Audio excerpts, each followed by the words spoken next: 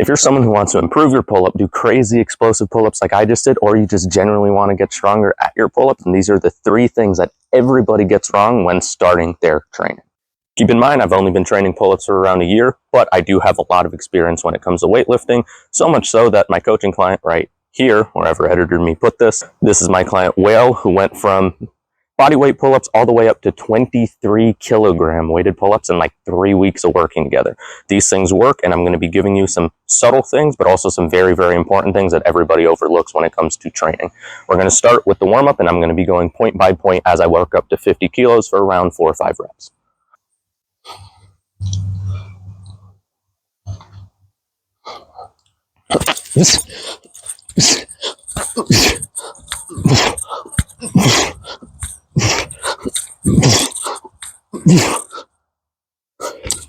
Thing number 1, people always like to add weight too early. You hear a lot of people online telling you to rush when it comes to training your weighted pull-ups. Get to 8 pull-ups, 10 pull-ups, and then start adding weight straight away, 2.5 kilos, 5 kilos. That can work, but if you're plateaued right now, it could be because of the thing I'm about to tell you. When you add weight too quickly to a movement like pull-ups that you can't customize a rep range, like most people can't do 15 pull-ups, most people can't do 20 pull-ups. When you're only able to do maximum 10 reps, it's really difficult to figure out a rep range or a set target or whatever that's going to allow you to make change throughout your program. Because if you've never done 15 reps before, even if you add 10 kilos, 15 kilos to your sets of 6, for example, it's still going to be difficult for you to do those sets of 15 because of the fact that your body has never done it before, and also because you've been doing a lower rep range, your body has adapted to that, so it's not going to be able to do those high reps. So let's say you plateau with sets of 6 to 8, for example, 5 to 8, something along those lines. If you plateau, one of the key things that you need to do is change something up with your training. And one of the major, most helpful things to progress in strength is changing up the rep range. Now, you can go down in reps, but that's still not going to be super effective for fixing the plateau, because of the fact that once you go back up in rep, your body still isn't used to doing the higher reps to begin with. I always recommend to people get to 15 bodyweight pull-ups before adding weight, and then progressively go down to the 6 to 8 rep range. But because you have that base to where you know you're able to do those 15 reps, that's something that you're not really going to lose. You can gain reps just by doing heavy weighted training, but a lot of people, and people in my community as well, I have a free Discord server, people in my community plateau in that 6 to 8 rep range because they were only able to do 6 to 8 pull-ups. They started adding weight, but because the training stimulus wasn't different, they weren't increasing the rep range, they were just increasing the amount of weight they were doing. At a certain point, your body gets used to that. And now they're stuck and have to go back to body weight anyway because they need to get into the higher rep range. This is most important if you're focused on hypertrophy training as well, because sets of 3 to 5, yeah, they cause a little bit of muscle growth, but they're super fatiguing, and that's going to ruin the rest of your training. When you're trying to get to those 15 reps, what I recommend is you do 4 sets, and I'm going to put it somewhere on screen. I have this entirely written out in my free community in one of the modules that I have in there. You're going to do 4 sets. You're going to do about 60 to 80% of the maximum amount of reps you can do. So let's say that you can do 10 reps max. You're going to do 4 sets. 6 reps each set. That was easy. Next session, you're going to do 7 or 8. Next session, you're going to do 10 or 11. Once you're able to do around 4 sets of 11, 12 reps, you'll be at that 15 in no time. One of the key things is the frequency as well, how often you're training pull-ups, because that's going to really, really increase the stimulus to where your body's going to go, okay, this is something that I need to learn how to do, and it's going to make you more efficient at pulling. The reason why in all these strength programs you see really high frequency, like personally I train pull-ups 3 times a week right now. I used to only do it once every 5 days. I train 3 times a week. My progress is skyrocketing because I'm not sore from it. And once you get used to the movement, after 1 or 2 weeks of doing it, you can add a session up to like 3 or 4 times a week. And then at that point, you're going to be able to make crazy progress, because if you think of someone who's training, let's say another sport, boxing, 1 time a week, they can go as hard as they want. But somebody who isn't going as hard, somebody who's putting more time into the amount of days of the week they're in the gym, the person who is in the gym more often, after 4 months, is going to have hundreds more sessions, maybe not that much, but you're going to have tons more sessions than the person who only went once a week. So they're going to make way more progress in that field. Their technique's going to be better. They're going to be sharper. They're probably going to be able to hit a little bit harder because they focus less on the intensity, more on the frequency, and also they practice the movement over and over and over, and it applies the same to calisthenics.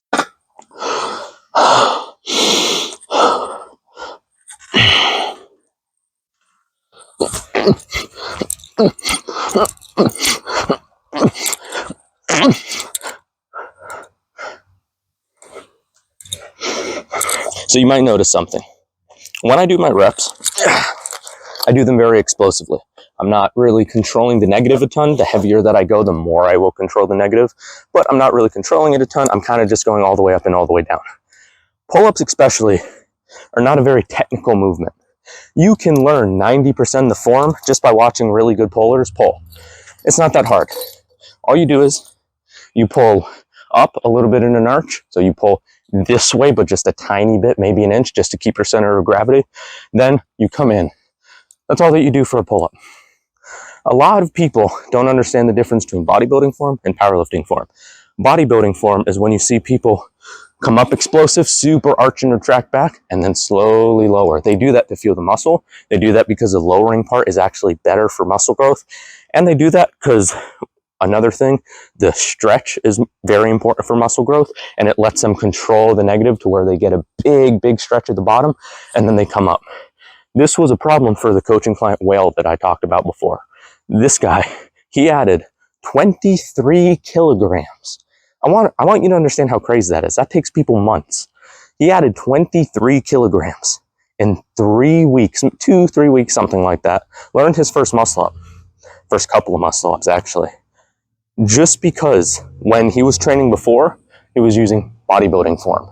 That's great for muscle growth, but it's horrible for gaining strength simply because you can't lift more weight.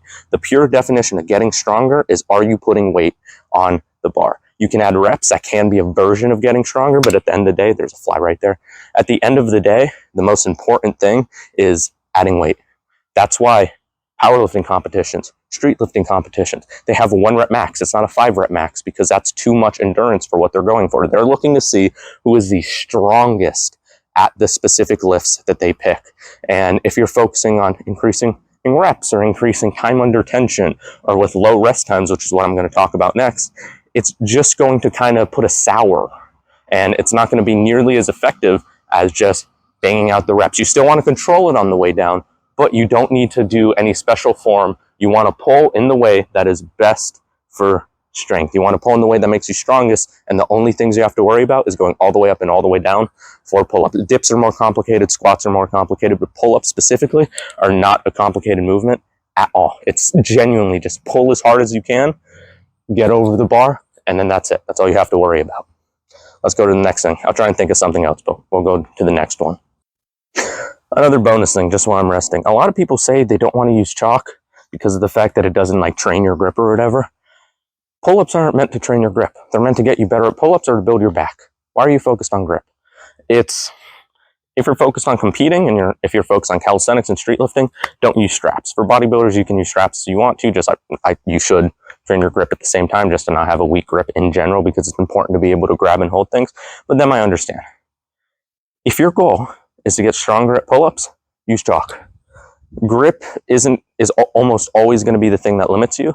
That's why you see me using tape. That's why you see me using chalk, because even with how strong I am, I can do one arm holds with 10 kilos, 20 kilos, something like that off one arm.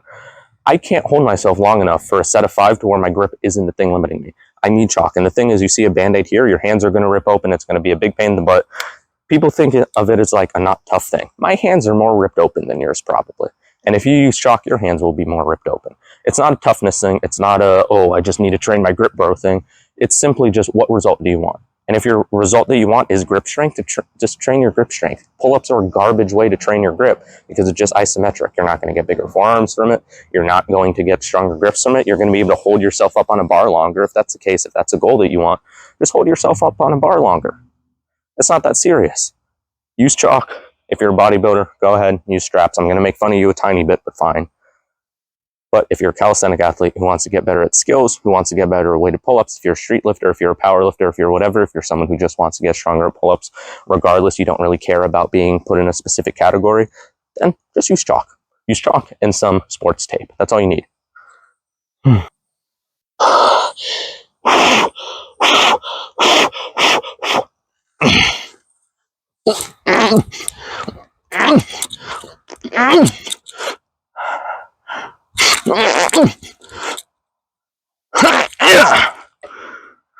Nice. Third thing I want to mention, I'm going to put my phone right here. Third thing I want to mention, a lot of people are super hypertrophy pilled. And what I mean by that is you've heard of like the red pill, you've heard of the blue pill probably if you've been on the internet long enough. A lot of people think that muscle growth is a super special formula. Muscle growth at the highest level does require some optimization. But generally, if you're between 10 and 20 sets a week for your compounds, for your isolations per muscle group, whatever, even as low as 6 in natural athletes, people who've been training less than 5 years, people who've been training less than probably like 6 or 7 years also, these people, if you're training as little as 6 sets per muscle a week, you'll gain most of your hypertrophy benefits, like close to half, but still that's technically most. For strength, it's more important to get the intensity in. Make sure you're lifting a heavy weight, making sure that you're doing lower sets. The only reason it's lower sets is because the more sets you do, the weaker you get. So if you think about it, right? Let's say you do 20 kilos for 10 reps on pull-ups. The next set, you rest, you do whatever. Maybe you get 7 reps next set. You rest again, maybe you get 5 reps the next set. You've cut your strength in half. Now you have to lower the weight, probably another 5-10 kilos in order to match the amount of reps you were getting before. This is if you're doing low rest times. If you're doing high rest times, I recommend 5 minutes plus for a bunch of reasons, CNS fatigue, your creatine systems to kind of replenish in your muscles. But one of the most important things that people don't do is rest high amounts of time. Everybody's within like 2 to 3 minutes per compound movement, and this is news to me. I didn't know that for a long time until I got more into coaching, and I saw people talking in other communities in my community. When you do high rest times, it's going to allow you to be stronger for much longer. The workouts are going to take longer, which is another reason you need to do less volume, but you'll be able to do more. So let's say you do 20 kilos for 10 reps again. Next set, rest 5 minutes. Maybe you'll get it for 9 reps, 8 reps. Rest, do another set, rest another 5 minutes. Maybe this time you get it for 7.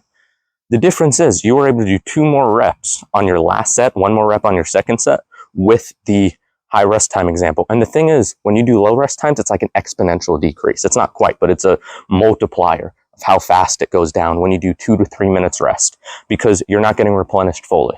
And it's just constantly pulling at the fatigue that your muscles can accumulate. And if your goal is endurance, that's perfect. That's completely fine. Even endurance a little bit, in some instances, high rest time is also better. Like if you're going for maximum amount of reps in one set. But if it's like how many pull-ups can I do in 30 minutes, that type of thing, then yeah, low rest times are going to be your best friend, because obviously you have a time limit, so why are you resting 5 minutes? But if your goal is strength, and even if it's like strength endurance where you're maxing out how many reps you can do, it's better to do the high rest times, because simply more systems are replenished. That's all that it is. You want to be doing those low rest times, or high rest times, sorry. You want to avoid low rest times because you're going to be able to be stronger for longer. It's going to make your workout take longer. But even now, me explaining to you, you know that it's more important to get the stimulus rather than get the like mid amount of hypertrophy benefits. Because if your goal is hypertrophy, then go all in on hypertrophy. If you want to mix and do some power building where you do like a top set, a heavy set of like 5 reps, 6 to 8 reps, something like that, and then you go a little bit lighter, that's good for people who've been training around 3 years or less. If your goal is mostly strength, then you're going to be upping your frequency, upping your rest times, doing less sets and other movements that aren't your main movement, like pull-ups. Or if, again, you want to be in the middle, you can do lower rest times, you can do lower reps or whatever, but you're going to be getting pretty crap results. On to 50 kilos. I'm going to rest for a minute, and then we'll hit it.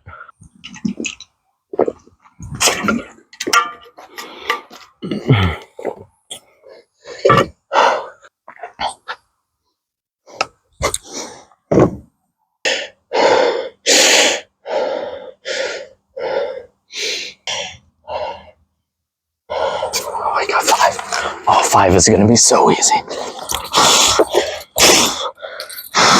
Oh, so light. Oh, so light. Easy, easy, easy, easy, easy.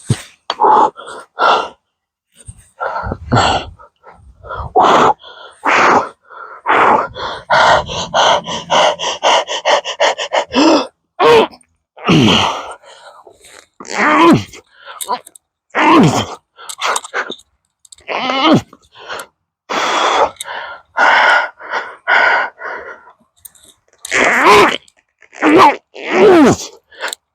don't think that counted.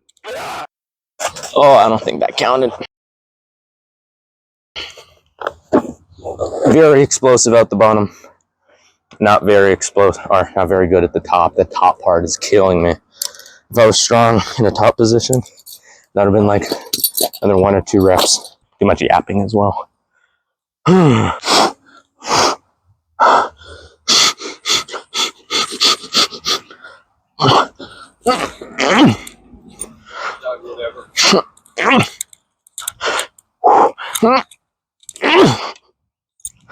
All right, that concludes the training. Not a very good one. I knew that talking to the camera and all that and recording during it would have been a good idea for YouTube, but not necessarily training. But all in all, decent. 4 crappy reps. Next session, just going to improve the form. Same amount of reps, same amount of rest time, same warm up, all that kind of stuff. And next time I won't record it because I know for a fact that would have been a little bit cleaner if I hadn't been, and I hadn't been focused on the camera and focused on talking and all that. So another important thing, another keynote, focus when you train if you want the best results. I ruined some of my results to get this to you, so all I'm asking is just for you to join the community below, subscribe, all that kind of stuff. Make calisthenics great again, said Super Clarkson.